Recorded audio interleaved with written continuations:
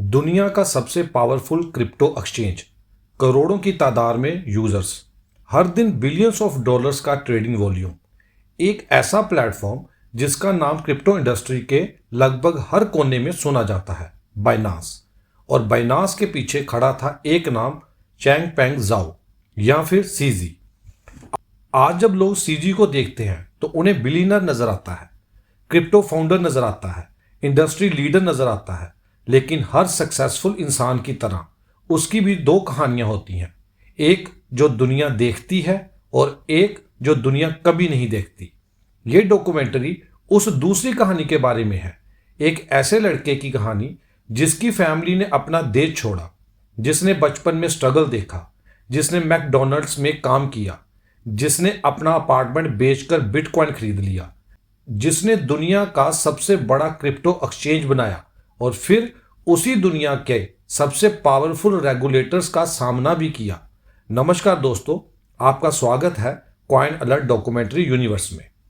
आज हम जानेंगे सीजी और बाइनांस की असली कहानी।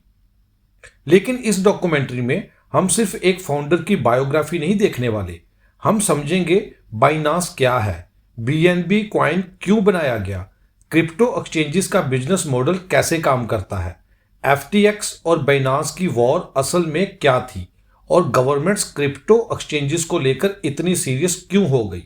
क्योंकि कॉइन अलर्ट पर सिर्फ कहानी नहीं मिलती, यहाँ कहानी के साथ समझ भी मिलती है और समझ के साथ विजन। चलिए शुरू करते हैं। चाइना। आज दुनिया चाइना को फैक्ट्रीज, टेक्नोलॉजी और इकोनॉमिक पावर के रूप में देखती है। लेकिन 1970 का चाइना बिल्कुल अलग था। उस वक्त का चाइना आज वाले चाइना जैसा कॉन्फिडेंट और रिच नहीं था। देश पॉलिटिकल और इकोनॉमिक ट्रांसफॉर्मेशन के बीच खड़ा था।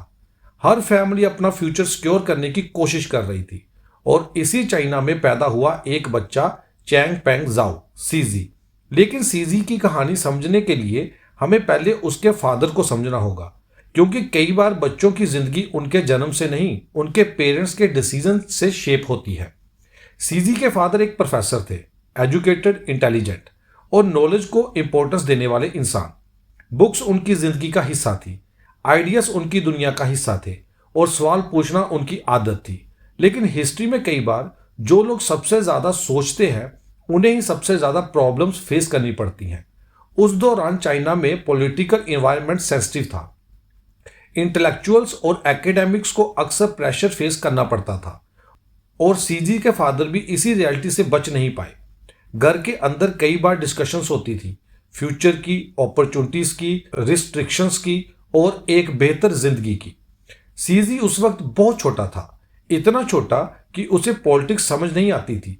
लेकिन बच्चे एक अजीब चीज होते हैं, वो वर्ड्स नहीं समझते लेकिन इमोशन समझ लेते हैं। वो पॉलिसीज नहीं समझते लेकिन टेंशन महसूस कर लेते हैं। और सीजी भी महसूस कर रहा था कि घर में कुछ ऐसा चल रहा है जो नॉर्मल नहीं है।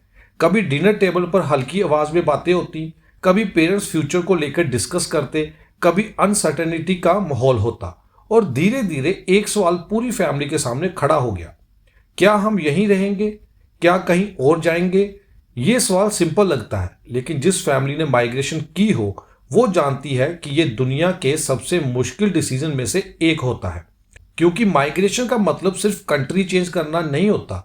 माइग्रेशन का मतलब होता है अपनी पूरी पुरानी जिंदगी को पीछे छोड़ देना, अपना घर, अपनी लैंग्वेज, अपने दोस्त, अपनी यादें, सब कुछ।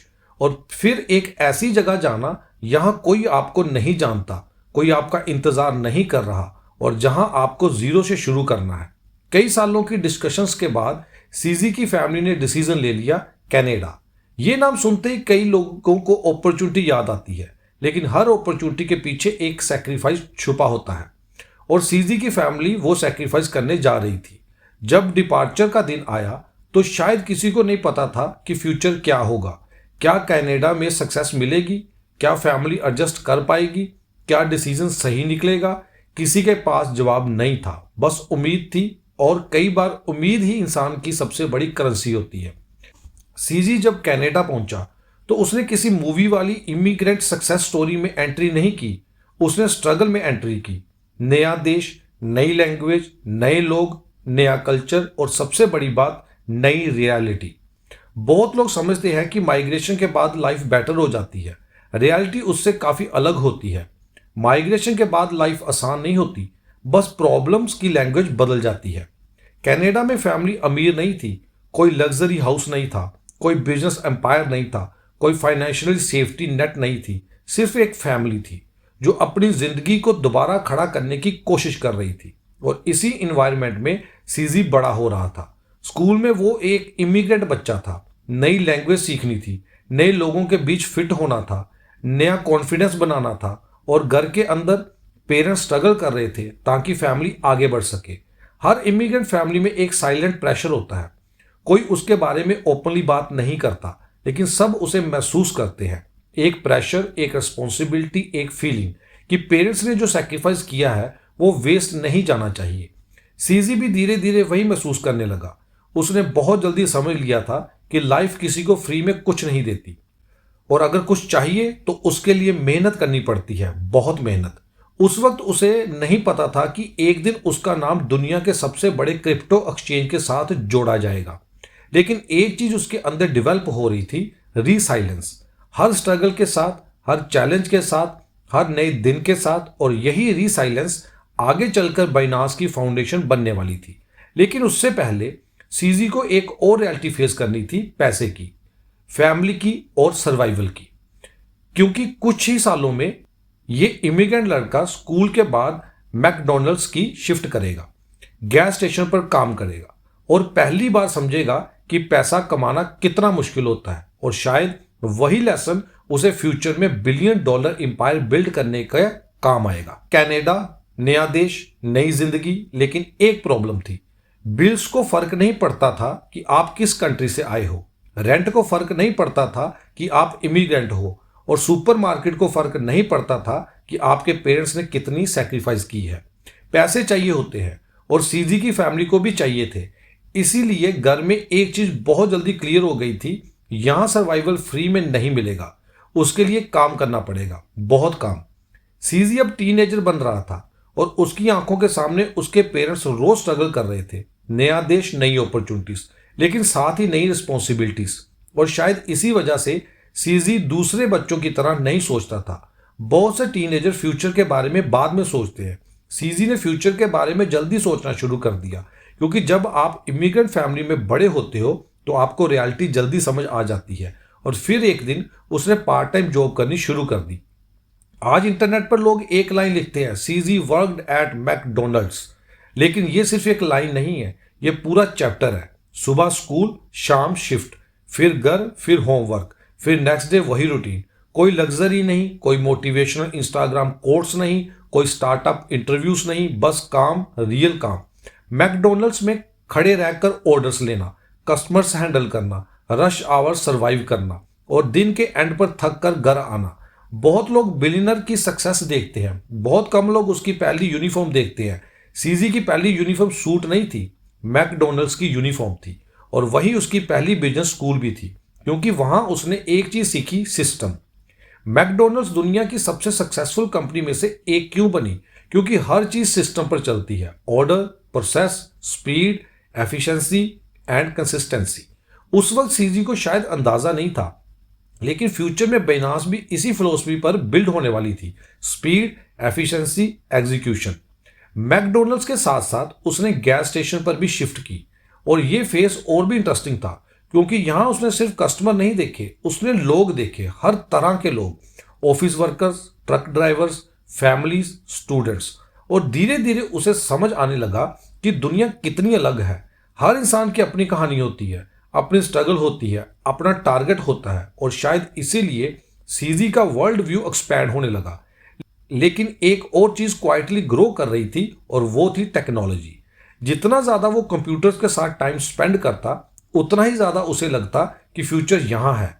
उस वक्त इंटरनेट अपने अर्ली ग्रोथ फेज में था। आज के बच्चे एआई और स्मार्टफोन्स के साथ पैदा होते हैं। उस वक्त कंप्यूटर्स खुद एक एग्जिस्टिंग चीज थे, और सीजी उनसे फैसिनेटेड था, बहुत ज्यादा। कई लोग कंप्यूटर पर गेम्स खेलते थे, सीजी गेम्स के पीछे का लॉजिक समझना चाहता था। कई लोग सॉफ्टवेयर यूज करते थे, सीजी सॉफ्टवेयर बनाना समझना चाहता था। और धीरे धीरे ये क्यूरियोसिटी ऑब्सेशन में बदलने लगी। घर में जब फ्री टाइम मिलता वो कंप्यूटर्स के साथ बैठ जाता। कोड, लॉजिक, सिस्टम्स, प्रोग्रामिंग उसे मजा आता था। और सबसे इंटरेस्टिंग बात, प्रोग्रामिंग उसे कंट्रोल का एहसास देती थी। रियल दुनिया मैसी होती है, पॉलिटिक्स होती है, मनी प्रॉब्लम्स होती है, अनसर्टेनिटी होती है, लेकिन कोड कोड लॉजिकल होता है। अगर सही लिखो तो काम करता है, अगर गलत लिखो तो फेल हो जाता है। सिंपल। और शायद इसी सिंपलिसिटी ने सीजी को अट्रैक्ट किया। यूनिवर्सिटी के सालों में उसने कंप्यूटर साइंस पर सीरियसली फोकस करना शुरू कर दिया। अब तक वो सिर्फ इमिग्रेंट किड नहीं था, वो एक स्किल्ड इंजीनियर बन रहा था। और यही फेस उसकी लाइफ का टर्निंग पॉइंट बनने वाला था। क्योंकि बहुत से फाउंडर मार्केटिंग से आते हैं, बहुत से फाउंडर सेल्स से आते हैं, बहुत से फाउंडर्स फाइनेंस से आते हैं। सीजी इंजीनियरिंग से आया और इसी वजह से उसकी सोच अलग थी। वो पहले सिस्टम देखता था, बाद में ब्रांडिंग, पहले इंफ्रास्ट्रक्चर, बाद में मार्केटिंग, पहले प्रोडक्ट, बाद में पब्लिसिटी। और फ्यूचर में बाइनांस एग्जैक्टली इसी माइंडसेट की वजह से एक्सप्लोड करेगी। यूनिवर्सिटी के बाद उसकी एंट्री हुई फाइनेंशियल टेक्नोलॉजी की दुनिया में। और यहां से कहानी और इंटरेस्टिंग हो जाती है, क्योंकि पहली बार सीजी मनी को फ्रंट एंड से नहीं, बैक एंड से देखने वाला था। हम सब पैसा देखते हैं, बैंक अकाउंट देखते हैं, ट्रांजैक्शन देखते हैं, ट्रेडिंग एप्स देखते हैं, लेकिन उन सब के पीछे जो सिस्टम काम करते हैं उन्हें बहुत कम लोग समझते हैं। सीजी उन लोगों में से एक बन रहा था। उसने ट्रेडिंग सिस्टम पर काम करना शुरू किया। अब कॉइन अलर्ट व्यूवर्स के लिए एक इंपॉर्टेंट कंसेप्ट, ट्रेडिंग सिस्टम होता क्या है।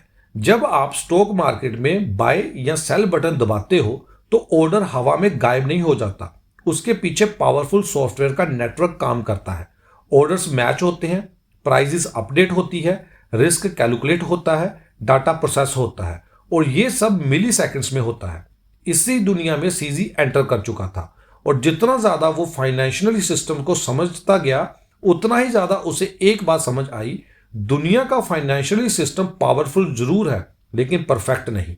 बहुत स्लो है, बहुत एक्सपेंसिव है, बहुत सेंट्रलाइज्ड है और बहुत सारे मिडल मैन पर डिपेंड करता है।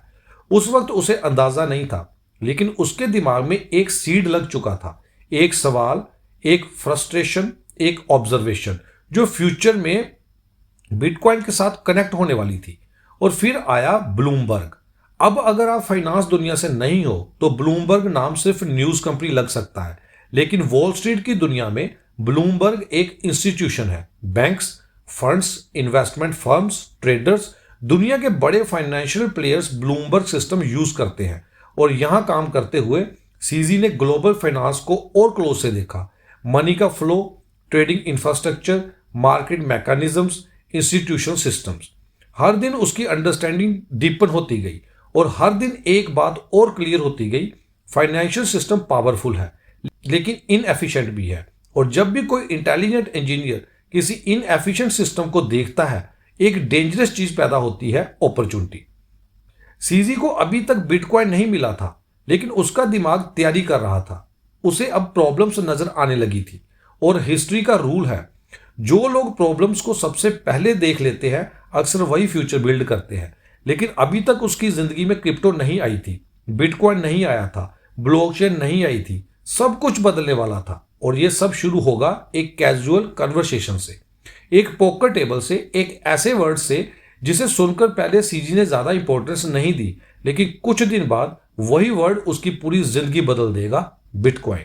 कभी कभी जिंदगी को बदलने के लिए किसी ड्रामेटिक इवेंट की जरूरत नहीं होती, ना कोई एक्सप्लोजन, ना कोई क्राइसिस, ना कोई लाइफ चेंजिंग स्पीच। कभी कभी सिर्फ एक कन्वर्सेशन काफी होती है, एक छोटी सी कन्वर्सेशन जो उस वक्त नॉर्मल लगती है, लेकिन बाद में पता चलता है कि वही कन्वर्सेशन पूरी जिंदगी की डायरेक्शन बदल गई। सीजी की जिंदगी में भी ऐसा ही हुआ। 2013 के आसपास वो ट्रेडिशनल फाइनेंस और टेक्नोलॉजी की दुनिया में काम कर रहा था। कैरियर स्टेबल था, इनकम आ रही थी, लाइफ ट्रैक पर लग रही थी। और फिर एक पोकर गेम के दौरान उसने पहली बार एक अजीब सा वर्ड सुना, बिटकॉइन। उस वक्त बिटकॉइन आज जैसा फेमस नहीं था, ना टीवी चैनल्स उसकी बात करते थे, ना गवर्नमेंट उसे सीरियसली लेती थी, ना इंस्टीट्यूशंस उसमें इन्वेस्ट कर रहे थे। बिटकॉइन एक निश आइडिया था, इंटरनेट के कुछ फोरम्स में डिस्कस होने वाला टॉपिक बस। लेकिन पोकर टेबल पर बैठे कुछ लोग उसके बारे में अजीब एक्साइटमेंट के साथ बात कर रहे थे, जैसे उन्होंने फ्यूचर देख लिया हो, जैसे उन्हें कोई सीक्रेट पता हो जो दुनिया को नहीं पता। सीजी ने पहले कैजुअली सुना, फिर इग्नोर कर दिया, लेकिन बात खत्म नहीं हुई, क्योंकि उसके दिमाग में एक सवाल अटक गया, ये बिटकॉइन है क्या। और जिस इंसान का दिमाग इंजीनियरिंग मोड में काम करता हो वो सवाल को इग्नोर नहीं करता, वो उसका जवाब ढूंढता है। उस रात जब वो घर गया तो उसने बिटकॉइन सर्च की और यहीं से शुरू हुई एक ऑब्सेशन।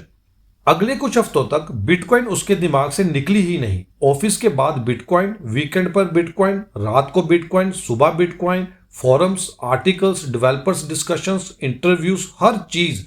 जितना ज्यादा वो पढ़ रहा था उतना ही ज्यादा उसे लग रहा था कि लोग बिटकॉइन को गलत समझ रहे हैं। बहुत लोग बिटकॉइन को सिर्फ डिजिटल मनी समझ रहे थे, लेकिन सीजी को उसमें कुछ और नजर आ रहा था। एक सिस्टम, एक अल्टरनेटिव सिस्टम, एक ऐसा फाइनेंशियल नेटवर्क जो बैंक्स के बिना चल सकता था। और ये बात उसे डीपली हिट कर रही थी, क्योंकि सालों से वो ट्रेडिशनल फाइनेंस के सिस्टम देख रहा था। उसने देखा कि ट्रांजैक्शन के पीछे कितने लेयर्स होते हैं, कितने अप्रूवल्स, कितने इंटरमीडियरीज, कितनी फ्रिक्शन। और अब पहली बार उसके सामने एक टेक्नोलॉजी थी जो कह रही थी, क्या होगा अगर इनमें से आधी चीजों की जरूरत ही ना पड़े। ये सिर्फ इन्वेस्टमेंट अपॉर्चुनिटी नहीं थी, ये इंजीनियरिंग प्रॉब्लम का सॉल्यूशन लग रहा था। और इसी वजह से बिटकॉइन ने सीजी को उस लेवल पर अट्रैक्ट किया जहां बहुत लोग नहीं पहुंच पाए। एक रात लैपटॉप स्क्रीन खुली हुई थी, बिटकॉइन फोरम्स ओपन थे, व्हाइट पेपर के रेफरेंस हर जगह थे। और फिर सीजी ने डिसाइड किया कि अब सोर्स को समझना पड़ेगा। बिटकॉइन व्हाइट पेपर, सिर्फ 9 पेजेस। आज दुनिया में लाखों लोग बिटकॉइन के बारे में बोलते हैं, लेकिन बहुत कम लोगों ने असल व्हाइट पेपर पढ़ा है। सीजी ने पढ़ा, ध्यान से पढ़ा, लाइन बाय लाइन। और जितना वो पढ़ता गया उतना ही ज्यादा उसे एहसास हुआ कि ये सिर्फ टेक्नोलॉजी डॉक्यूमेंट नहीं है, ये एक फिलॉसफी है, एक विजन है, एक चैलेंज है ट्रेडिशनल फाइनेंस को। व्हाइट पेपर का कोर आइडिया सिंपल था, ट्रस्ट को इंस्टीट्यूशन से निकालकर मैथमेटिक्स में डाल दो। बैंक्स की जगह नेटवर्क, मिडलमैन की जगह कोड, परमिशन की जगह प्रोटोकॉल। और इसी मूवमेंट पर सीजी को लगा कि वो कुछ बहुत बड़ा देख रहा है, कुछ ऐसा जिसे दुनिया अभी सीरियसली नहीं ले रही। लेकिन यहां एक इंटरेस्टिंग चीज हुई। बहुत लोग बिटकॉइन पढ़ते हैं, बहुत लोग इंप्रेस होते हैं और फिर अपनी नॉर्मल लाइफ में वापस चले जाते हैं। सीजी ने ऐसा नहीं किया, उसने एक्शन लिया और वही डिफरेंस था। अगले कुछ महीनों में उसका कन्विक्शन इतना स्ट्रांग हो गया कि उसने एक ऐसा डिसीजन लिया जिसे सुनकर लोग शॉक हो गए। अपार्टमेंट बेच दो और बिटकॉइन खरीद लो। आज ये डिसीजन जीनियस लग सकता है, लेकिन उस वक्त पागलपन, पूरा पागलपन। सोचो, एक एसेट जो गवर्नमेंट्स को समझ नहीं आ रहा, मीडिया उसका मजाक उड़ा रही है, फाइनेंशियल इंस्टीट्यूशन इग्नोर कर रहे हैं, प्राइस हाई वॉलेटाइल है, और आप अपनी रियल एसेट बेचकर उसमें ऑल इन चले जाओ। नॉर्मल इंसान ऐसा नहीं करता, और इसीलिए नॉर्मल इंसान सीजी नहीं बनता। जब उसने ये डिसीजन फैमिली और फ्रेंड्स को बताया, रिएक्शन एग्जैक्टली वही था जो हम एक्सपेक्ट कर रहे हैं। Shock, confusion, concern. कई लोगों ने समझाया, कई लोगों ने मना किया, कई लोगों ने कहा यह बहुत रिस्की है, क्या गारंटी है, अगर बिटकॉइन जीरो हो गया तो, अगर सब पैसा डूब गया तो। और सच कहे ये सवाल वैलिड थे। उस वक्त किसी के पास आंसर नहीं थे, ना एक्सपर्ट्स के पास, ना मीडिया के पास, ना गवर्नमेंट के पास, बस अनसर्टेनिटी थी। लेकिन सीजी के अंदर कुछ और चल रहा था। वो प्राइस नहीं देख रहा था, वो टेक्नोलॉजी देख रहा था। वो स्पेकुलेशन नहीं देख रहा था, वो फ्यूचर देख रहा था। और कई बार हिस्ट्री में सबसे बड़े फॉर्चून्स उन लोगों ने बनाए हैं जो प्रेजेंट के नॉइस के पीछे फ्यूचर का सिग्नल देख लेते हैं। सीजी को लगता था बिटकॉइन फ्यूचर है, और अगर फ्यूचर है तो फिर हाफ कमिटमेंट का कोई मतलब नहीं, या तो बिलीव करो या मत करो। और उसने बिलीव करने का डिसीजन ले लिया, पूरे कन्विक्शन के साथ। अपार्टमेंट बिक गया, बिटकॉइन खरीद ली गई, और उस मूवमेंट के बाद सीजी सिर्फ ऑब्जर्वर नहीं रहा, अब वो पार्टिसिपेंट था। अब उसका पैसा भी गेम में था, उसका फ्यूचर भी, उसकी रेपुटेशन भी, सब कुछ। और जब इंसान के पास स्किन इन द गेम आ जाती है तो लर्निंग स्पीड बढ़ जाती है, बहुत बढ़ जाती है। अब वो क्रिप्टो को हॉबी की तरह नहीं देख रहा था, अब वो इंडस्ट्री को अंदर से समझना चाहता था। और इसी मिशन ने उसे ब्लॉकचेन दुनिया के अंदर ले जाना शुरू किया। यहां उसे पहली बार समझ आएगा कि बिटकॉइन सिर्फ बिगिनिंग थी, असल अपॉर्चुनिटी उस इंफ्रास्ट्रक्चर में थी जो बिटकॉइन और क्रिप्टो को दुनिया तक पहुंचाएगा। और इसी इंफ्रास्ट्रक्चर की जर्नी उसे ले जाएगी blockchain.info तक, ओके कॉइन तक, और फिर एक ऐसे आइडिया तक जो दुनिया का सबसे बड़ा क्रिप्टो एक्सचेंज बन जाएगा, बाइनांस। अपार्टमेंट बेचने के बाद, बिटकॉइन खरीदने के बाद और क्रिप्टो पर पूरा ट्रस्ट करने के बाद सीजी की जिंदगी का एक नया फेज शुरू हुआ। अब वो क्रिप्टो को बाहर से नहीं देख रहा था, अब वो अंदर घुस चुका था और जितना ज्यादा वो इंडस्ट्री के अंदर जा रहा था उतना ही ज्यादा उसे एक अजीब चीज नजर आ रही थी। बिटकॉइन रेवोल्यूशनरी थी, लेकिन क्रिप्टो इंडस्ट्री अभी भी बचपन में थी। आज हम बाइनांस, कॉइनबेस, बायबिट और डजन्स एक्सचेंजेस देखते हैं। सब कुछ नॉर्मल लगता है, लेकिन 2013-14 की क्रिप्टो दुनिया बिल्कुल अलग थी। इंफ्रास्ट्रक्चर वीक था, सिक्योरिटी वीक थी, प्रोडक्ट्स इमैच्योर थे और यूजर्स के लिए एक्सपीरियंस भी बहुत रफ था। इसी दौरान सीजी ने ज्वाइन किया blockchain.info। आज बहुत नए क्रिप्टो यूजर शायद इस नाम को ना जानते हो, लेकिन उस वक्त blockchain.info क्रिप्टो इंडस्ट्री का सबसे इंपॉर्टेंट प्लेटफॉर्म में से एक था। यहां सीजी ने पहली बार क्रिप्टो इकोसिस्टम को अंदर से देखा। Transactions, wallets, users, network activity, security, infrastructure, सब कुछ। और यहीं उसने एक चीज नोटिस की, क्रिप्टो टेक्नोलॉजी बहुत पावरफुल है, लेकिन उसके आसपास जो टूल्स बने हुए हैं वो उस लेवल के नहीं है। सोचो, अगर इंटरनेट 1995 में था तो क्रिप्टो उस वक्त लगभग वही स्टेज पर थी। पोटेंशियल बहुत बड़ा, लेकिन एक्सपीरियंस एवरेज। blockchain.info में काम करते हुए सीजी का कॉन्फिडेंस और बढ़ता गया। उसे लगने लगा कि क्रिप्टो टेम्परेरी ट्रेंड नहीं है, ये लॉन्ग टर्म रेवोल्यूशन है। लेकिन असली लेसन उससे अभी मिलना बाकी था और ये लेसन आया ओके कॉइन से। ओके कॉइन उस वक्त दुनिया के बड़े क्रिप्टो एक्सचेंजेस में से एक थी और जब सीजी ने एक्सचेंज बिजनेस को अंदर से देखना शुरू किया तब उसकी जिंदगी का सबसे इंपॉर्टेंट ऑब्जर्वेशन पैदा हुआ। अब कॉइन अलर्ट व्यूवर्स के लिए एक इंपॉर्टेंट कंसेप्ट, एक्सचेंज होता क्या है। सिंपल लैंग्वेज में, एक्सचेंज क्रिप्टो दुनिया का मार्केट प्लेस होता है, बिल्कुल स्टॉक मार्केट की तरह। अगर आप बिटकॉइन खरीदना चाहते हो और कोई दूसरा बेचना चाहता है तो एक्सचेंज दोनों को कनेक्ट करता है। यानी एक्सचेंज क्रिप्टो दुनिया का बाजार है और इसी बाजार के बैकएंड को सीजी रोज देख रहा था। Orders, matching engines, trading systems, server load, user complaints, speed issues, security challenges. और जितना ज्यादा वो देख रहा था उतना ही ज्यादा उसे लग रहा था कि इंडस्ट्री फ्यूचर के लिए रेडी नहीं है। एक एक्सचेंज स्लो थी, दूसरी क्रैश हो जाती थी, तीसरी का यूजर एक्सपीरियंस वीक था, कहीं लिक्विडिटी इशू था, कहीं टेक्नोलॉजी इशू। और फिर एक दिन ऑफिस से घर जाते वक्त उसके दिमाग में एक सवाल आया, अगर क्रिप्टो फ्यूचर है तो फ्यूचर का एक्सचेंज कैसा दिखना चाहिए। ये सवाल सिंपल लगता है, लेकिन कई बिलियन डॉलर कंपनीज इसी तरह के सवालों से पैदा होती हैं। उस रात सीजी ने सिर्फ एक्सचेंज के बारे में नहीं सोचा, उसने फ्यूचर के बारे में सोचा। अगर क्रिप्टो मेन स्ट्रीम हो गई तो यूजर्स मिलियन नहीं करोड़ों में होंगे, ट्रेडिंग वॉल्यूम हजारों नहीं बिलियन में होंगे। और फिर उसके दिमाग में एक रियलाइजेशन आई, करंट एक्सचेंजेस फ्यूचर के ट्रैफिक को हैंडल ही नहीं कर सकेंगी। यही मूवमेंट था, यहां बाइनांस का बीज पैदा हुआ। अभी कंपनी नहीं बनी थी, अभी नाम भी नहीं था, अभी फंडिंग भी नहीं थी, सिर्फ एक फ्रस्ट्रेशन थी और एक इंजीनियर था जो उस फ्रस्ट्रेशन को सोल्व करना चाहता था।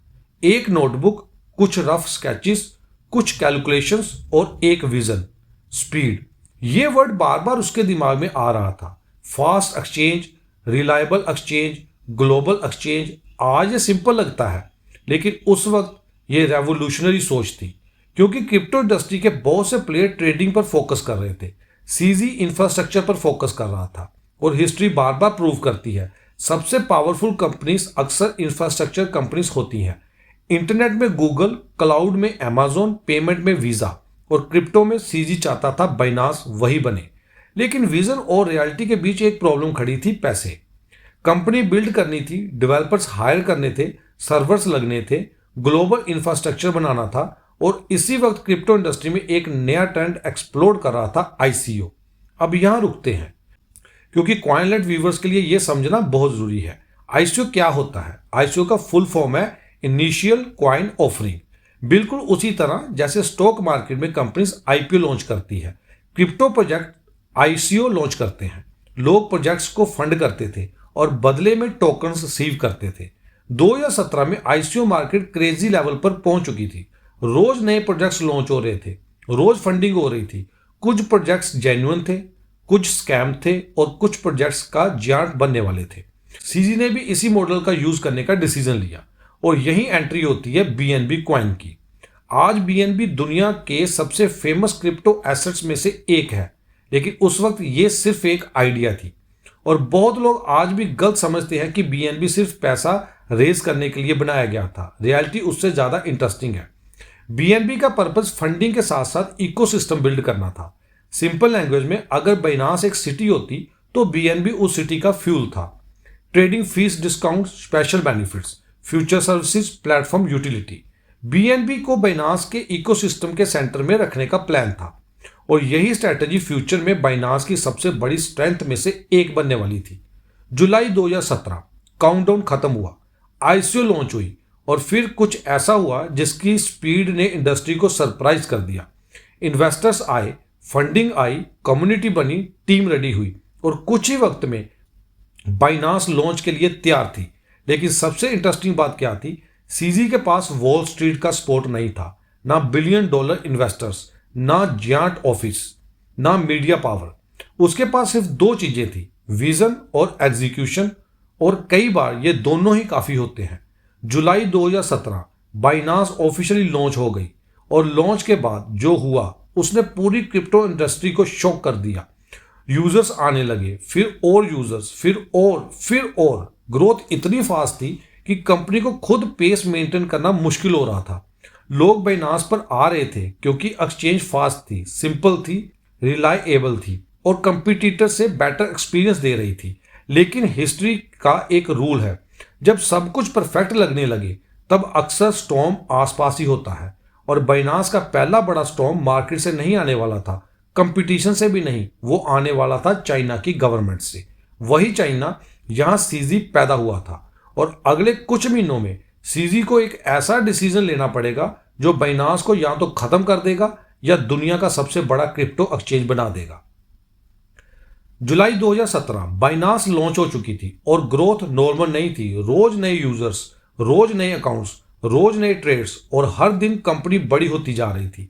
सीजी और उसकी टीम ऑलमोस्ट नॉन स्टॉप काम कर रही थी। कभी सर्वर स्केल करने होते, कभी बग फिक्स करने होते, कभी नए यूजर्स को ऑनबोर्ड करना होता। लेकिन स्टार्टअप फाउंडर्स के साथ एक अजीब चीज होती है, जब वो ग्रोथ सेलिब्रेट कर रहे होते हैं तब कभी कभी डेंजर्स उनके पीछे खड़ा होता है और बाइनांस के साथ वही होने वाला था। सितंबर 2017 बाइनांस को लॉन्च हुए सिर्फ कुछ ही महीने हुए थे, लेकिन चाइना में सिचुएशन रैपिडली चेंज हो रही थी।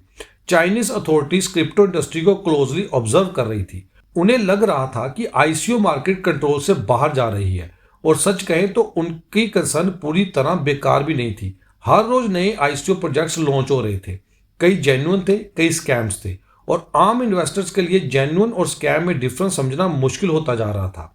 फिर एक दिन चाइनीज गवर्नमेंट ने एक्शन लेना शुरू कर दिया। पहले आईसीओस पर रिस्ट्रिक्शंस, फिर क्रिप्टो बिजनेस पर प्रेशर और धीरे धीरे मैसेज क्लियर होने लगे, चाइना क्रिप्टो इंडस्ट्री को अग्रेसिवली रेगुलेट करने वाला है। अब जरा इमेजिन करो, आपने अभी अभी कंपनी लॉन्च की है, फंडिंग रेज की है, यूजर्स आ रहे हैं, ग्रोथ एक्सप्लोड कर रही है और अचानक गवर्नमेंट आपके पूरे इंडस्ट्री मॉडल पर सवाल खड़ा कर दे।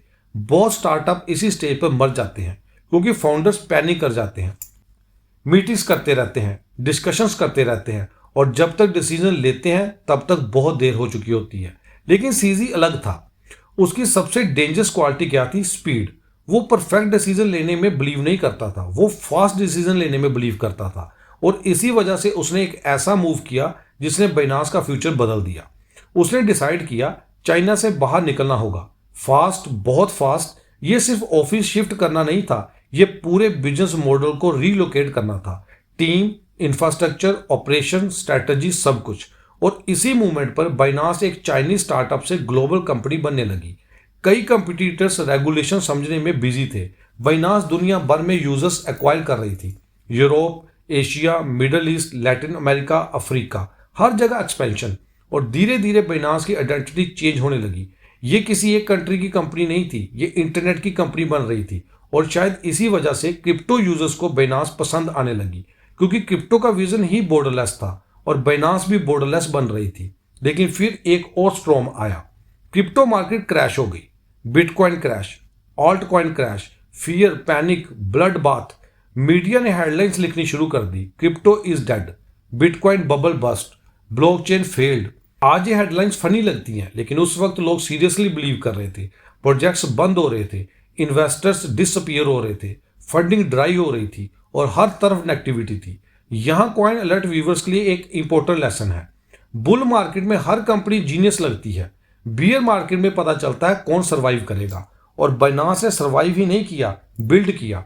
जब मार्केट गिर रही थी, सीजी इंफ्रास्ट्रक्चर बिल्ड कर रहा था। जब लोग पैनिक कर रहे थे, बाइनांस प्रोडक्ट्स लॉन्च कर रही थी। जब लोग क्रिप्टो का फ्यूचर क्वेश्चन कर रहे थे, सीजी क्रिप्टो के फ्यूचर पर बेट लगा रहा था। और इसी वजह से 2018 और 19 बाइनांस के लिए ग्रोथ ईयर्स बन गए।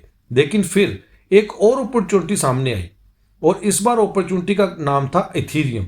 अब यहाँ 1 मिनट रुकते हैं। एथीरियम क्रिप्टो दुनिया की सबसे इंपॉर्टेंट टेक्नोलॉजीज में से एक थी। Smart contracts, DeFi, NFTs, thousands of projects सब एथीरियम पर बिल्ड हो रहे थे। लेकिन प्रॉब्लम भी थी, गैस फीस। अब कॉइन अलर्ट व्यूवर्स के लिए सिंपल एक्सप्लेनेशन। गैस फीस क्या होती है? एथीरियम नेटवर्क पर जब भी कोई ट्रांजैक्शन होती तो नेटवर्क को प्रोसेस करने के लिए फीस देनी पड़ती है। इसी फीस को गैस फीस कहा जाता है। प्रॉब्लम तब आती है जब नेटवर्क बहुत बिजी हो जाए, डिमांड बढ़े, ट्रांजैक्शन बढ़े और फीस स्काई रॉकेट कर जाए। कई यूजर्स फ्रस्ट्रेटेड हो रहे थे। छोटे इन्वेस्टर्स के लिए ट्रांजैक्शन महंगी पड़ रही थी। डेवलपर्स अल्टरनेटिव्स ढूंढ रहे थे और यहीं सीजी ने एक अपॉर्चुनिटी देखी। बहुत लोग प्रॉब्लम्स देखते हैं, एंटरप्रेन्योर्स प्रॉब्लम्स के अंदर बिजनेस देखते हैं। उसने सोचा अगर यूजर्स को फास्ट और चीप अल्टरनेटिव दिया जाए। यहीं से पैदा हुई बाइनांस स्मार्ट चेन, जिसे आज हम बीएनबी चेन के नाम से जानते हैं। इसका पर्पस सिंपल था, फास्ट ट्रांजैक्शन, लो फीस, इजी एक्सेस। और जब डेफी बूम आया तो मिलियंस यूजर ने बीएनबी चेन को ट्राई करना शुरू कर दिया। सडनली बीएनबी सिर्फ एक्सचेंज टोकन नहीं रही, बीएनबी इकोसिस्टम टोकन बन गई। अब कॉइन अलर्ट व्यूवर्स के लिए सबसे इंपॉर्टेंट कंसेप्ट, बीएनबी की वैल्यू इतनी फास्ट क्यों बढ़ी? क्योंकि बीएनबी सिर्फ स्पेकुलेशन पर डिपेंड नहीं कर रही थी, उसके पास यूटिलिटी थी, trading discounts, launch pads, BNB chain, payments, services. जितना बाइनांस इकोसिस्टम ग्रो करता उतनी बीएनबी की इंपॉर्टेंस बढ़ती, और जितनी बीएनबी की इंपॉर्टेंस बढ़ती उतना बाइनांस पावरफुल होता। ये एक फ्लाई व्हील था। यूजर्स आए, प्रोडक्ट्स बढ़े, बीएनबी ग्रो हुई, फिर और यूजर्स आए और धीरे धीरे बाइनांस क्रिप्टो इंडस्ट्री का जायंट बन गई। लेकिन सक्सेस के साथ एक प्रॉब्लम भी आती है, अटेंशन।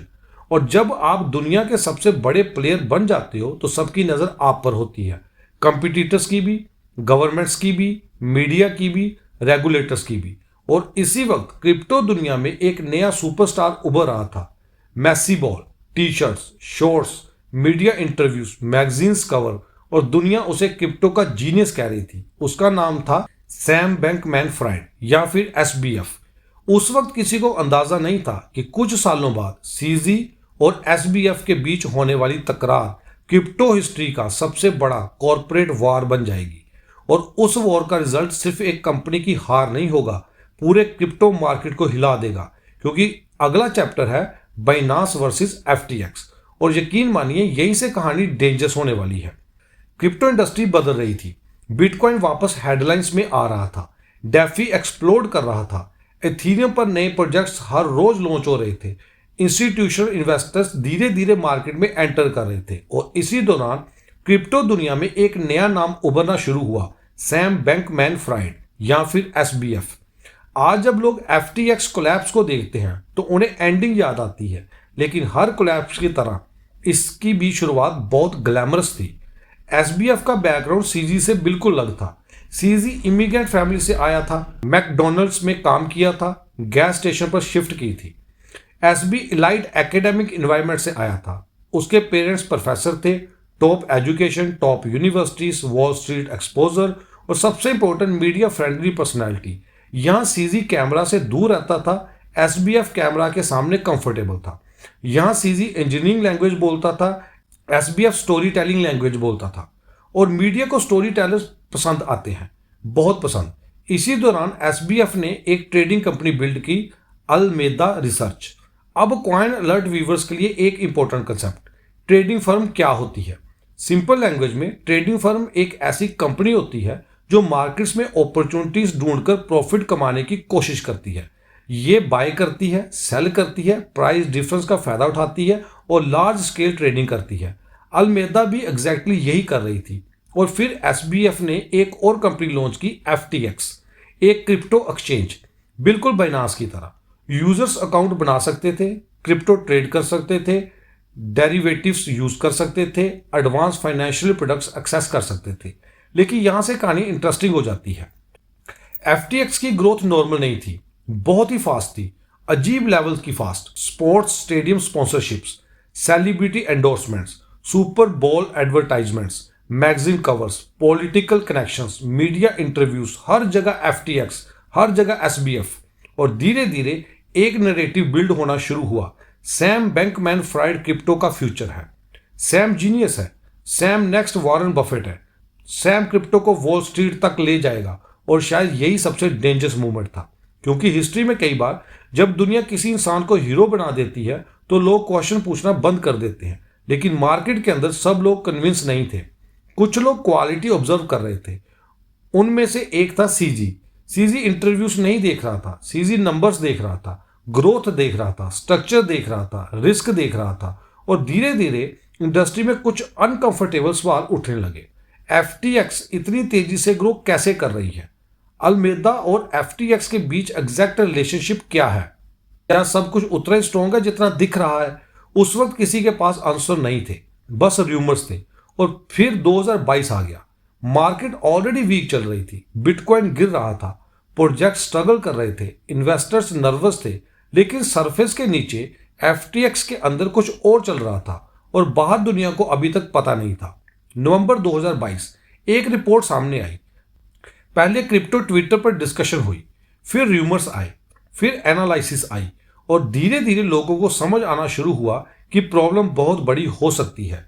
रिपोर्ट में अल्मेदा रिसर्च की बैलेंस शीट को लेकर सीरियसली क्वेश्चन उठने लगे। और यहां एक और इंपॉर्टेंट नाम सामने आया, एफटीटी। एफटीटी क्या है? बिल्कुल उसी तरह जैसे बाइनांस के इकोसिस्टम में बीएनबी थी, एफटीएक्स के इकोसिस्टम में एफटीटी थी। लेकिन इशू ये था कि अल्मेदा के एसेट्स का सिग्निफिकेंट हिस्सा एफटीटी से लिंक्ड दिख रहा था और मार्केट ने ये देख लिया। एक बार ट्रस्ट टूटना शुरू हो जाए तो फाइनेंशियल सिस्टम बहुत जल्दी हिलते हैं और यही हुआ। क्रिप्टो ट्विटर एक्सप्लोड हो गया, यूजर्स ने सवाल पूछने शुरू कर दिए। फंड्स सेफ है, लिक्विडिटी है, विड्रॉल्स नॉर्मल चल रहे हैं। और फिर एक ट्वीट आया, सिर्फ एक ट्वीट, लेकिन कभी कभी हिस्ट्री एक ट्वीट से भी बदल जाती है। सीजी ने अनाउंस किया कि बाइनांस अपने एफटीटी होल्डिंग सेल करेगी। बस अनाउंसमेंट सिंपल थी, लेकिन मार्केट रिएक्शन सिंपल नहीं था। पैनिक, फियर, मास विड्रॉवल्स और फिर एफटीएक्स के अंदर नाइटमेयर शुरू हो गया। सोचो, आप ऑफिस पहुंचते हो, स्लैक मैसेज नॉनस्टॉप आ रहे हैं, कस्टमर सपोर्ट ओवरवार्म्ड है, यूजर्स बिलियंस विड्रॉल कर रहे हैं, फोन्स लगातार बज रहे हैं, इन्वेस्टर्स को कॉल जा रही हैं, इमरजेंसी मीटिंग चल रही हैं और हर घंटे सिचुएशन और खराब हो रही है। ये मूवी नहीं थी, ये रियल लाइफ थी। और एफटीएक्स के अंदर एग्जैक्टली यही हो रहा था। सैम बैंकमैन फ्राइड फंडिंग ढूंढ रहा था, टीम सोल्यूशन ढूंढ रही थी, मार्केट आंसर मांग रही थी। लेकिन एक प्रॉब्लम थी, टाइम खत्म हो रहा था। और फिर क्रिप्टो हिस्ट्री का सबसे शॉकिंग फोन कॉल हुआ। एफटीएक्स ने बाइनांस से हेल्प मांगी। पूरा क्रिप्टो वर्ल्ड शॉक में था। कल तक कंपटीटर्स, आज रेस्क्यू टॉक्स। और फिर एक और बॉम्बशेल, बाइनांस ने अनाउंस किया कि वो एफटीएक्स एक्विजिशंस एक्सप्लोर करेगी। मार्केट को कुछ देर के लिए उम्मीद मिली। लोगों को लगा शायद रेस्क्यू हो जाएगा, शायद यूजर्स बच जाएंगे, शायद एम्पायर सर्वाइव कर जाएगा। लेकिन फिर बाइनांस की टीम ने एफटीएक्स के नंबर देखे और जो उन्होंने देखा उसने सब कुछ बदल दिया। कुछ ही वक्त बाद बाइनांस डील से पीछे हट गई। ऑफिशियल स्टेटमेंट छोटी थी, लेकिन मैसेज बहुत बड़ा था। प्रॉब्लम एक्सपेक्टेड से कहीं ज्यादा सीरियस है। और उसके बाद कोलैप्स शुरू हो गया। एफटीएक्स बैंकक्रप्ट की तरफ बढ़ने लगी। एक कंपनी जो कुछ दिन पहले तक इंडस्ट्री की डार्लिंग थी, अब हिस्ट्री के सबसे बड़े कॉर्पोरेट कोलैप्स में से एक बन रही थी। बिलियंस ऑफ डॉलर्स का डैमेज, लाखों यूजर्स अफेक्टेड, क्रिप्टो इंडस्ट्री की रेपुटेशन को जबरदस्त झटका। और सैम बैंकमैन फ्राइड, जो कल तक मैगजीन कवर पर था, अब इन्वेस्टिगेटर्स के रडार पर था। लेकिन कहानी यही खत्म नहीं हुई, क्योंकि जब एफटीएक्स गिर गई तो रेगुलेटर्स ने एक और सवाल पूछा, अगर नंबर 2 एक्सचेंज के साथ ये हो सकता है तो नंबर 1 एक्सचेंज का क्या? और नंबर 1 कौन था? Binance, CG. और अब हिस्ट्री का सबसे डेंजरस चैप्टर शुरू होने वाला था। Governments, regulators, investigations, court rooms. और पहली बार सीजी को ऐसे ओपोनेंट का सामना करना था जिन्हें टेक्नोलॉजी से नहीं लॉ से पावर मिलती थी। नवंबर 2022 एफटीएक्स गिर चुकी थी। सैम बैंकमैन फ्राइड हेडलाइंस में था। क्रिप्टो इंडस्ट्री शॉक में थी और पूरी दुनिया एक ही सवाल पूछ रही थी, क्या क्रिप्टो पर ट्रस्ट किया जा सकता है? लेकिन जब धूल बैटरी शुरू हुई, वाशिंगटन में एक और कहानी लिखी जा रही थी। एक कहानी जिसका टारगेट एफटीएक्स नहीं था, बाइनांस था और उसका फाउंडर चैंग पेंग जाओ सीजी। बहुत लोगों को उस वक्त लग रहा था कि एफटीएक्स कोलैप्स के बाद बाइनांस और पावरफुल हो जाएगी। कंपटीशन कम हो गई थी, यूजर्स बाइनांस की तरफ आ रहे थे, मार्केट शेयर बढ़ रहे थे। सरफेस पर सब कुछ परफेक्ट लग रहा था, लेकिन हिस्ट्री का एक डेंजरस रूल है, जब आप इंडस्ट्री के सबसे बड़े प्लेयर बन जाते हो तब आपकी सबसे बड़ी प्रॉब्लम कंपटीटर्स नहीं रहते, रेगुलेटर्स बन जाते हैं। और बाइनांस अब इतनी बड़ी हो चुकी थी कि गवर्नमेंट उसे इग्नोर नहीं कर सकती थी। अब यहाँ कॉइन अलर्ट व्यूवर्स के लिए एक इंपॉर्टेंट कंसेप्ट समझना जरूरी है। गवर्नमेंट्स को बिटकॉइन से प्रॉब्लम नहीं होती, ब्लॉकचेन से भी जरूरी नहीं प्रॉब्लम हो। अथॉरिटीज का फोकस अक्सर एक और चीज पर होता है, कंप्लायंस। कंप्लायंस का सिंपल मतलब है फाइनेंशियल रूल्स फॉलो करना, customer verification, identity check, transaction monitoring, suspicious activity reports. ये बोरिंग लगता है, लेकिन दुनिया का पूरा फाइनेंशियल सिस्टम इसी फाउंडेशन पर खड़ा है। अगर आप बैंक अकाउंट खोलते हो तो आईडी मांगी जाती है। अगर आप लार्ज ट्रांजैक्शन करते हो तो चेक्स होते हैं। अगर कोई सस्पिशियस एक्टिविटी हो तो रिपोर्ट्स बनती है। ये सब इसलिए होता है ताकि इलीगल मनी मूवमेंट को रोका जा सके। और यही एरिया था यहाँ रेगुलेटर्स बाइनांस को लेकर सीरियस क्वेश्चन पूछ रहे थे। कई सालों से इन्वेस्टिगेशन चल रही थी, मीडिया रिपोर्ट्स आ रही थी, लॉयर्स इन्वॉल्व थे, गवर्नमेंट एजेंसीज डॉक्यूमेंट्स रिव्यू कर रही थी। लेकिन एफटीएक्स कोलैप्स के बाद प्रेशर और बढ़ गया, क्योंकि पॉलिटिशियंस भी जवाब चाहते थे, पब्लिक भी जवाब चाहती थी और रेगुलेटर्स पर भी प्रेशर था। अगर क्रिप्टो इंडस्ट्री इतनी बड़ी हो चुकी है तो अकाउंटेबिलिटी कहाँ है? इसी दौरान वाशिंगटन के कॉन्फ्रेंस रूम में मीटिंग हो रही थी। लॉयर्स डॉक्यूमेंट्स देख रहे थे, इन्वेस्टिगेटर्स रिपोर्ट रिव्यूज कर रहे थे और बाइनांस के अंदर भी प्रेशर बिल्ड हो रहा था। सोचो, आप दुनिया का सबसे बड़ा क्रिप्टो एक्सचेंज चला रहे हो, करोड़ों users, billions volume, hundreds employ और साथ ही दुनिया का सबसे पावरफुल रेगुलेटरी एजेंसी आपके ऑपरेशन को इन्वेस्टिगेट कर रही है। ये कोई नॉर्मल बिजनेस प्रेशर नहीं होता, ये वो प्रेशर होता है जो फाउंडर्स को रात को सोने नहीं देता। और सीजी अब एग्जैक्टली वही प्रेशर फील कर रहा था। उसकी पूरी लाइफ स्पीड पर बनी थी। प्रॉब्लम्स आए, मूव फास्ट, कंपटीशन आया, build faster, market crash, work harder. लेकिन गवर्नमेंट इन्वेस्टिगेशन उन्हें स्पीड से सोल्व नहीं किया जा सकता। यहाँ लॉयर्स होते हैं, रूल्स होते हैं, नेगोशिएशंस होती हैं और टाइम लगता है, बहुत टाइम। 2023 के दौरान बाइनांस और रेगुलेटर्स के बीच डिस्कशंस और इंटेंस होती गई। हर तरफ स्पेकुलेशन थी, क्या होगा? क्या बाइनांस फाइट करेगी? क्या सेटलमेंट होगा? क्या सीजी सीईओ रहेगा? क्या कंपनी सर्वाइव करेगी? किसी को आंसर नहीं पता थे, सिर्फ अनसर्टेनिटी थी और अनसर्टेनिटी मार्केट को पसंद नहीं होती। लेकिन फिर नवंबर 2023 आ गया और एक अनाउंसमेंट ने पूरी क्रिप्टो इंडस्ट्री को हिला दिया। बाइनांस ने यूनाइटेड स्टेट अथॉरिटीज के साथ सेटलमेंट एग्री कर ली। सेटलमेंट अमाउंट लगभग $4.3 बिलियन। क्रिप्टो हिस्ट्री के सबसे बड़े रेगुलेटरी सेटलमेंट में से एक। पूरा इंडस्ट्री शौक में थी, लेकिन असली शौक अभी बाकी था। स्टेज पर सीजी आया और उसने एक अनाउंसमेंट की, वो सीईओ पोजीशन छोड़ रहा है। कुछ सेकंड्स के लिए ऐसा लगा जैसे क्रिप्टो इंडस्ट्री रुक गई हो, क्योंकि बाइनांस और सीजी लगभग एक ही चीज बन चुके थे। लोग बाइनांस के बारे में सोचते थे तो सीजी याद आता था और अब फाउंडर खुद पीछे हट रहा है। बहुत लोगों ने इसे डिफीट समझा, बहुत लोगों ने वीकनेस समझी, लेकिन कुछ लोगों ने कुछ और देखा। उन्होंने देखा कि सीजी कंपनी को बचाने के लिए खुद एक स्टेप पीछे हट रहा है। यहाँ ओपिनियंस अलग हो सकती हैं, लेकिन रियलिटी ये है कि बाइनांस ऑपरेट करती रही, यूजर्स का एक्सेस बना रहा, एक्सचेंज कोलैप्स नहीं हुई और इंडस्ट्री का सबसे बड़ा प्लेयर जिंदा रहा। लेकिन सीजी की पर्सनल जर्नी भी खत्म नहीं हुई थी। सेटलमेंट हो गया था, सीईओ रोल चला गया था, लेकिन अब एक और जगह उसका इंतजार कर रही थी, कोर्ट रूम। और वहां ना फॉलोअर्स मैटर करते हैं, ना मार्केट शेयर, ना नेटवर्थ। वहां सिर्फ लॉ मैटर करता है। और हिस्ट्री का अगला चैप्टर वही लिखा जाने वाला था, एक कोर्ट रूम में, एक जज के सामने और एक ऐसे फाउंडर के साथ जिसने दुनिया का सबसे बड़ा क्रिप्टो एक्सचेंज बनाया था। अप्रैल 2024 कोर्ट रूम में अनयूजुअल साइलेंस था। ना ट्रेडिंग चार्ट्स थे, ना क्रिप्टो कॉन्फ्रेंसेस, ना सोशल मीडिया डिबेट्स, ना बाइनांस का लोगो, ना बिलियन डॉलर वैल्यूएशन। सिर्फ एक कोर्ट रूम, एक जज, कुछ लॉयर्स, कुछ रिपोर्टर्स, और सामने खड़ा था चैंगपेंग जाओ, सीजी। हिस्ट्री कभी कभी अजीब सर्कस बनाती है। एक वक्त था जब ये लड़का कनाडा में मैकडोनल्ड्स की शिफ्ट कर रहा था। एक वक्त था जब ये अपार्टमेंट बेचकर बिटकॉइन खरीद रहा था। एक वक्त था जब ये दुनिया का सबसे बड़ा क्रिप्टो एक्सचेंज बिल्ड कर रहा था। और अब ये जज के सामने खड़ा था। कोर्ट रूम के बाहर मीडिया वेट कर रही थी। क्रिप्टो जर्नलिस्ट लाइव अपडेट्स दे रहे थे। सोशल मीडिया पर हर मिनट स्पेकुलेशन चल रही थी और इंडस्ट्री एक ही सवाल पूछ रही थी, जज क्या करेगा?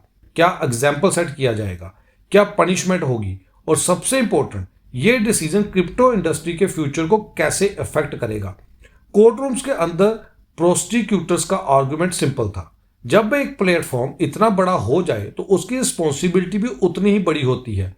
डिफेंस साइड का आर्गुमेंट भी सिंपल था। सीजी ने रिस्पॉन्सिबिलिटी एक्सेप्ट की, सेटलमेंट हो चुकी है, बाइनांस ने कंप्लायंस इंप्रूव करना शुरू कर दिया है और कंपनी कंटिन्यू कर रही है। दोनों साइड्स अपनी बात रख रही थी। जज सुन रहा था और पूरी क्रिप्टो इंडस्ट्री इंतजार कर रही थी। फिर डिस्कशन आया। सीजी को प्रिजन सेंटेंस मिली। उस मूवमेंट पर दुनिया भर में हजारों हेडलाइंस पब्लिश हुई। लेकिन कॉइन अलर्ट व्यूवर्स के लिए यहां एक इंपॉर्टेंट बात समझना जरूरी है। यह स्टोरी सिर्फ पनिशमेंट की नहीं थी, यह स्टोरी रिस्पॉन्सिबिलिटी की थी। क्योंकि क्रिप्टो इंडस्ट्री अब बचपन में नहीं थी। अब ये बिलियन डॉलर एक्सपेरिमेंट नहीं थी, अब ये ट्रिलियन डॉलर इकोसिस्टम बन चुकी थी। और जब कोई इंडस्ट्री इतनी बड़ी हो जाती है तो उसके लीडर को भी वैसे ही जज किया जाता है। चाहे वो बैंक हो, चाहे स्टॉक एक्सचेंज, चाहे क्रिप्टो एक्सचेंज, लॉ सब पर अप्लाई होता है। और यही मैसेज पूरी दुनिया को दिया जा रहा था। लेकिन फिर एक इंटरेस्टिंग चीज हुई। बहुत लोगों ने सोचा ये सीजी की कहानी का एंड है, लेकिन रियलिटी में ये उसकी लाइफ का एक और चैप्टर था। बस कुछ महीने, कुछ हेडलाइंस, कुछ लीगल प्रोसेस और फिर दुनिया आगे बढ़ने लगी। लेकिन सवाल अब भी वही था, आज सीजी क्या कर रहा है? आज सीजी बाइनांस का डेली सीईओ नहीं है। वो रोज ऑफिस में बैठकर ऑपरेशन मैनेज नहीं करता। वो हर प्रोडक्ट लॉन्च अप्रूव नहीं करता और ना ही हर स्ट्रेटेजिक मीटिंग लीड करता है। लेकिन इसका मतलब ये नहीं कि वो गायब हो गया, बिल्कुल नहीं। आज भी जब सीजी कोई ट्वीट करता है, क्रिप्टो इंडस्ट्री उसे नोटिस करती है। आज भी उसकी ओपिनियन हेडलाइंस बन जाती हैं। आज भी मिलियंस लोग उसे इंडस्ट्री के सबसे इन्फ्लुएंस लोगों में से एक मानते हैं। और शायद सबसे इंटरेस्टिंग बात, उसकी पर्सनल स्टोरी अभी भी एंटरप्रेन्योर्स को इंस्पायर करती है। क्योंकि लोग सिर्फ बिलियनर सीजी को नहीं देखते, लोग उस इमिग्रेंट लड़के को देखते हैं जो जीरो से स्टार्ट हुआ था, जो इंग्लिश सीख रहा था, जो मैकडोनल्ड्स में काम कर रहा था, जो गैस स्टेशन पर शिफ्ट कर रहा था, जो कोडिंग सीख रहा था, जो फ्यूचर को समझने की कोशिश कर रहा था और फिर जो फ्यूचर बिल्ड करने निकल पड़ा। आज बाइनांस भी जिंदा है और सिर्फ जिंदा नहीं, अब भी दुनिया के सबसे बड़े क्रिप्टो एक्सचेंजेस में से एक है। करोड़ों user, global operations, BNB ecosystem, BNB chain, launch pads, wallets, Web3 infrastructure और हर दिन बिलियंस ऑफ डॉलर की एक्टिविटी। सोचो, 2017 में एक स्टार्टअप, 2024 के बाद भी इंडस्ट्री जियांट। ये कोइंसिडेंस नहीं होता, ये एग्जीक्यूशन होता है। और एग्जीक्यूशन ही सीजी की सबसे बड़ी स्ट्रेंथ थी। लेकिन अगर हम पूरी कहानी को एक सेंटेंस में समझने तो शायद वो सेंटेंस ये होगा, एक इमिग्रेंट फैमिली का लड़का जिसने स्ट्रगल देखी, जिसने पार्ट टाइम जॉब्स की, जिसने टेक्नोलॉजी सीखी, जिसने बिटकॉइन को पहले समझा, जिसने रिस्क लिया, जिसने बाइनांस बनाई, जिसने बीएनबी इकोसिस्टम क्रिएट किया, जिसने क्रिप्टो अडॉप्टेशन को मिलियन लोगों तक पहुंचाया और फिर अपनी सक्सेस की कीमत भी चुकाई। ये परफेक्ट हीरो की कहानी नहीं है, ये रियल दुनिया की कहानी है। यहाँ सक्सेस भी होती है, प्रेशर भी, विजन भी, मिस्टेक्स भी, विक्ट्री भी, कॉन्सिक्वेंसेस भी। और शायद इसीलिए सीजी की कहानी पावरफुल है, क्योंकि ये सिर्फ क्रिप्टो की कहानी नहीं, ये कन्विक्शन की कहानी है, ये रिस्क की कहानी है, ये इमिग्रेशन की कहानी है, ये एंटरप्रेन्योर की कहानी है और सबसे ज्यादा ये फ्यूचर को पहले देख लेने की कहानी है। क्योंकि जब दुनिया बिटकॉइन को इग्नोर कर रही थी, सीजी उसे समझ रहा था। जब दुनिया क्रिप्टो को एक्सपेरिमेंट समझ रही थी, सीजी इंफ्रास्ट्रक्चर बिल्ड कर रहा था। और जब दुनिया बाइनांस को इम्पॉसिबल आइडिया समझ रही थी, वो एग्जीक्यूशन कर रहा था। हिस्ट्री हमें एक इंटरेस्टिंग लेसन सिखाती है। फ्यूचर अक्सर उन लोगों से बनता है जिन्हें शुरुआत में लोग सीरियसली नहीं लेते। और शायद इसीलिए सीजी की कहानी टेक्नोलॉजी से ज्यादा इमेजिनेशन की कहानी है। दोस्तों, अगर आपको कॉइन अलर्ट डॉक्यूमेंट्री यूनिवर्स की ये डॉक्यूमेंट्री पसंद आई हो तो वीडियो को लाइक जरूर करें। कमेंट में बताएं सीजी की स्टोरी से आपने सबसे बड़ा लेसन क्या सीखा, रिस्क, कन्विक्शन, एग्जीक्यूशन या रिस्पॉन्सिबिलिटी। अगर आप कॉइन अलर्ट पर नए हैं तो सब्सक्राइब करना मत भूलिए। हमारी वेबसाइट coinalert.in पर आपको beginner friendly crypto guides, deep documentary articles और रियल क्रिप्टो एजुकेशन मिलेगी। आप हमारा टेलीग्राम चैनल भी ज्वाइन कर सकते हैं। यहाँ हम इंपॉर्टेंट क्रिप्टो अपडेट्स और अवेयरनेस कंटेंट शेयर करते हैं। डिस्क्लेमर, ये वीडियो सिर्फ एजुकेशन और इंफॉर्मेशन पर्पस के लिए है। इस वीडियो में दी गई किसी भी इंफॉर्मेशन को फाइनेंशियली, इन्वेस्टमेंट, लीगल या टैक्स एडवाइस ना समझें। Crypto asset high risk investment हो सकते हैं। कोई भी इन्वेस्टमेंट डिसीजन लेने से पहले अपनी सर्च जरूर करें। लेकिन दोस्तों, क्रिप्टो की दुनिया में पावर सिर्फ एक्सचेंज के पास नहीं होती, कुछ पावर वॉल स्ट्रीट के पास भी होती है। और एक ऐसी कंपनी है जो दुनिया के कई देशों की जीडीपी से भी ज्यादा एसेट कंट्रोल करती है। एक ऐसा सीईओ जिसने पहले बिटकॉइन को क्रिटिसाइज किया, फिर उसी बिटकॉइन को वॉल स्ट्रीट के दरवाजे खोलने पड़े। उसका नाम है लैरी फिंक। और अगला एपिसोड है the company that bought the future. यकीन मानिए, ये कहानी सिर्फ बिटकॉइन ईटीएफ की कहानी नहीं, ये कहानी है पावर की, इन्फ्लुएंस की, वॉल स्ट्रीट की और उस गेम की जो आम इन्वेस्टर को कभी दिखाया ही नहीं जाता। तो मिलते हैं अब नेक्स्ट डॉक्यूमेंट्री के साथ, black rock the company that bought the future. तब तक के लिए शुक्रिया। Thank you very much.